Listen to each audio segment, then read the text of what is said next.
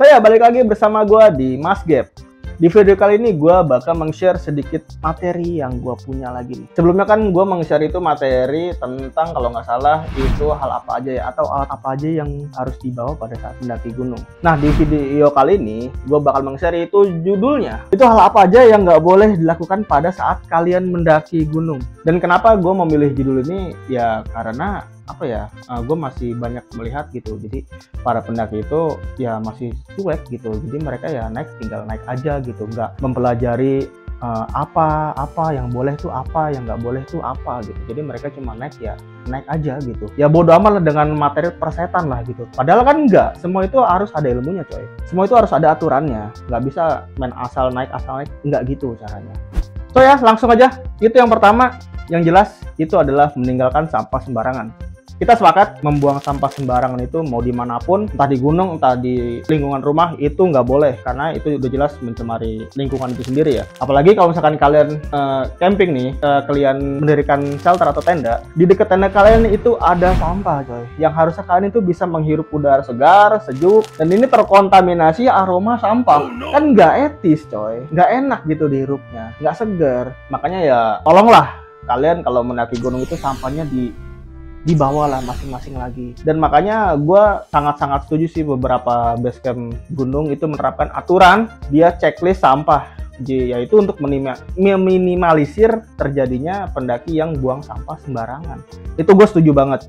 Oke, selanjutnya itu yang kedua. Yang kedua itu adalah merusak lingkungan. Itu masih berhubungan dengan poin nomor 1. Nah, yang poin nomor 2 merusak lingkungan, ya bisa dikatakan di sumber air. Bayangin aja kalian lagi ngambil air nih untuk ya buat masak atau buat minum, tapi kalian menemukan sekelompok pendaki atau oknum pendaki yang cuci muka dan sabunnya di situ. Lebih parahnya lagi, ya pipisnya di dekat sumber air. Oh, no. Ya kan harusnya ya sumber air itu kan surganya para pendaki coy, harta karun coy. Jadi kalau misalkan tercemar itu nggak banget gitu loh. Ya, harusnya kalian itu minumnya airnya itu ya dengan enak, seger gitu, nggak ada terkontaminasi apapun. Jadi ya tolonglah kalian yang mau naik gunung manapun itu sumber air di gunung manapun itu dijaga lah gitu. Misalkan di gunung A itu sumber air cuma 1 dan di pos jauh misalkan, kan sayang aja ketika kalian mendaki udah sampai pos 8 atau camp area dan di situ ada sumber air tapi sumber airnya itu nggak layak, sayang aja gitu.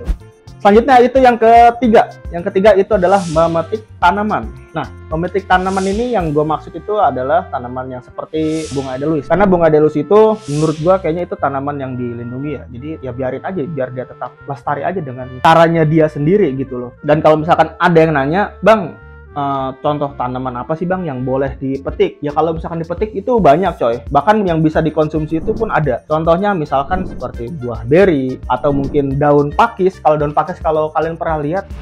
Selanjutnya itu adalah poin nomor 4, itu meninggalkan jejak di mana yang tidak seharusnya itu ditinggalkan gitu. Misalkan contohnya itu vandalisme. Ngapain gitu kalian melakukan vandalisme di gunung gitu? Misalkan ya di batu nih ditulis Robi Lovratna. Biar apa anjir? Kalian butuh pengakuan atau butuh apa? Terus apa lagi di pelang puncak nih banyak stiker-stiker nih ditutupin. Itu ditutupin stiker banyak, stiker komunitas motor, komunitas pendaki lah atau komunitas pencinta alam manapun lah. Itu ngapain gitu loh. Selanjutnya itu adalah poin kelima.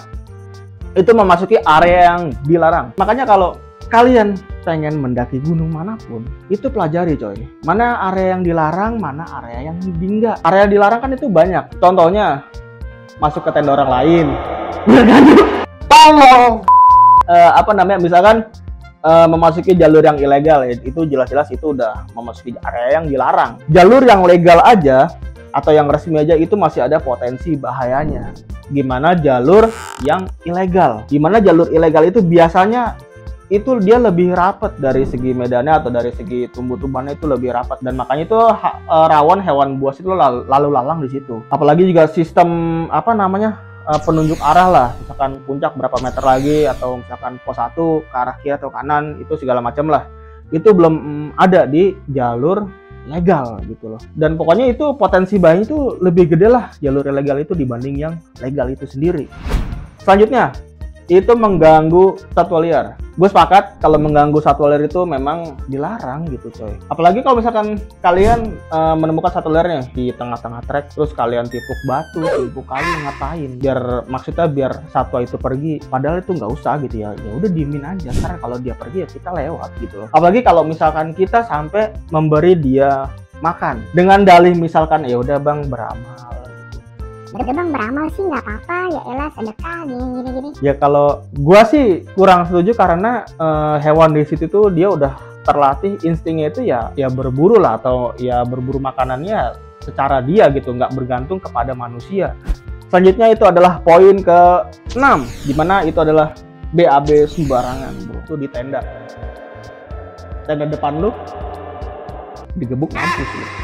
Kita sepakat bahwa BAB sembarangan itu nggak boleh gitu coy. Apalagi di deket jalur pendakian. Itu mengganggu polusi hidung coy. Yang harusnya hidung tuh menghirup udara segar. Tercemar gara-gara polusi TA1. Makanya kalau kalian atau lu pada lah, kalau misalkan kebelet BAB, ya jauh-jauh lah dari jalur, agak jauh lah dari jalur, atau agak jauh lah dari tempat tenda kalian atau shelter kalian gitu. Terus juga jangan lupa bawa skop. Itu gunanya untuk mengubur kotoran kalian gitu loh. Jangan habis BAB kalian ya udah nggak ditutup, bau. Selanjutnya ada di poin 8 tuh. Poin ke-8 ini pasti pernah menjumpai lah kalian. Bahkan gue juga pernah menjumpai gitu.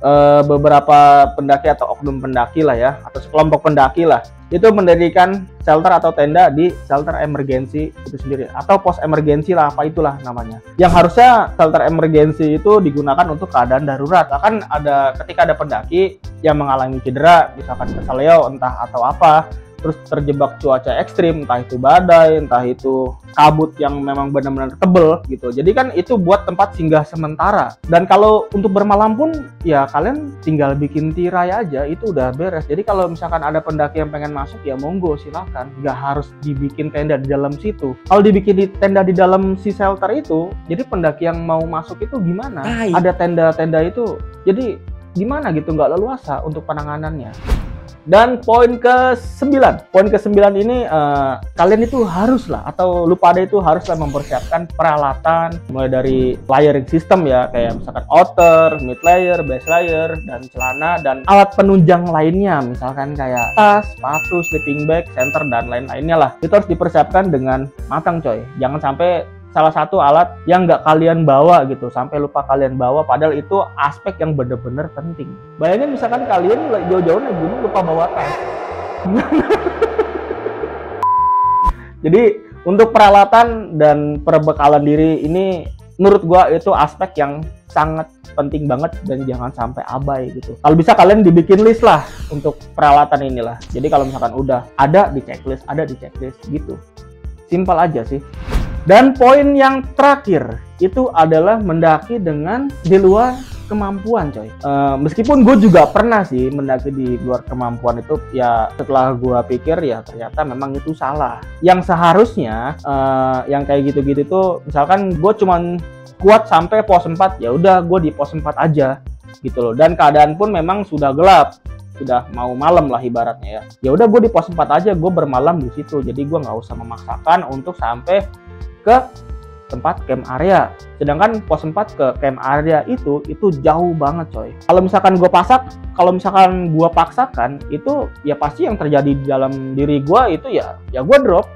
Makanya kalau memang misalkan capek ya udah, kalau memang misalkan nggak kuat ya udah di situ aja. Apalagi kalau memang keadaan di situ harinya udah mulai gelap, ya udah mending bermalam di situ aja gitu loh. Dan kalau misalkan ada alasan, bang logistik gue ada di depannya bang, itu dia coy. Makanya gue selalu menyarankan buat kalian ini mau mendaki kalian berkelompok atau open trip lah, itu kalian wajib membawa spare logistik sendiri. Gunanya apa? Ya itu untuk keadaan darurat. Kan kalian nggak tahu di gunung itu seperti apa orang-orang itu kan, teman-teman kalian itu seperti apa ya. Di tongkrongan rumah mah ya asik-asik aja, kalau di gunung mah beda coy, bisa jadi beda coy. Kalau ngajak teman gue bang? Emang iya? Ya. Gue enggak sih, teman kita baik semua Du. Amin. Temen kita baik semua kok, aman-aman. Temen kita baik semua. Kesimpulan gue di video kali ini, gue berharap makin banyak pendaki atau makin banyak pelaku pecinta alam atau pelaku kegiatan outdoor itu makin banyak tahu tentang ilmu ini gitu ya. Mungkin ilmu gue nggak seberapa, tapi ya gue pengen meng-share aja ilmu yang sedikit gue punya gitu loh. Jadi apapun itu harus ada ilmunya, jadi jangan sampai kalian naik sekedar mendaki ini udah kelar, padahal nggak gitu coy. So gitu aja video dari gue Mas Gap, and see you next time ma bro. Hah.